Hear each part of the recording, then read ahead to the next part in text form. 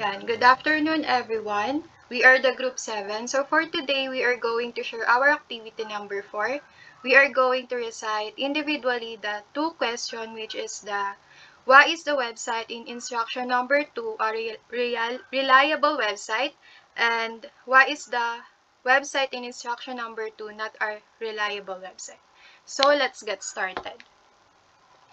So the reason in this reliable website is evaluating information with the sources and journal articles.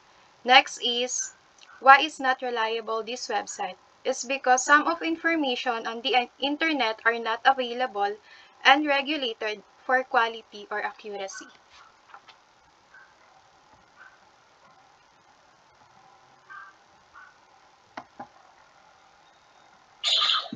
First question, why is the website in instruction number 2 a reliable website? Uh, it's school-owned website that being served, all the information posted in the website is reliable and 100% true. Next question is, why is the website in instruction number 2 not a reliable website? It can be not reliable if the posted information in the website is not reviewed by the professor.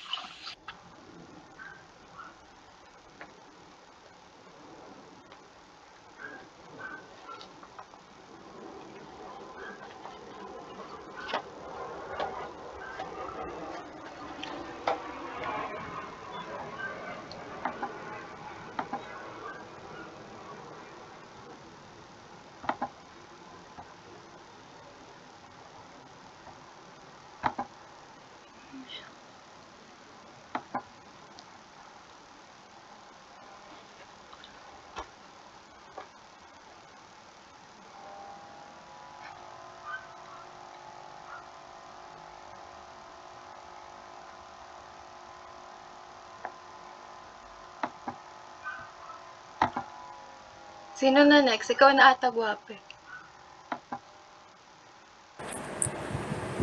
The evaluation data with the sources and academic articles is the cause for this trustworthy website. Number 2, untrustworthy websites may contain bias or false material in addition to lacking peer-reviewed content, authorship, identification, and credible reference. Okay.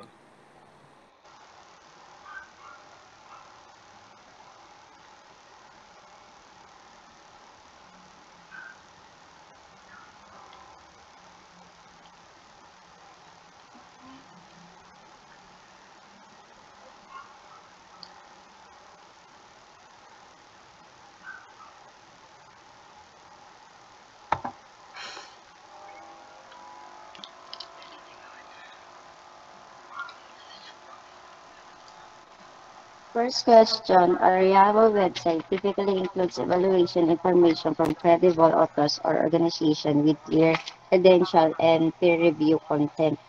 Last question, a not reliable website might lack authorship information, peer review content, or credible reference and maybe have bias or misleading information. Number 1, the website in instruction 2 is for Pateros Technological College, providing information about institution, its program, admission, procedures, administrative office, and student service. The website for Pateros Technological College appears reliable at its official site, providing comprehensive information about the college, including academic programs, admissions, and contact details. Number 2, why is not reliable? Because it may lack of academic oversight, can lead to inaccuracies or outdated information being presented, making it less trustworthy. Thank you.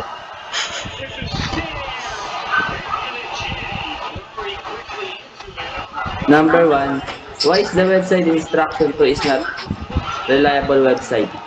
The website of Pateros Technological College is reliable because it gives official details about the schools, programs, and staff. Number 2, why is website instruction 2 not a reliable website? It might not be reliable if it's not regularly updated, leading to outdated information.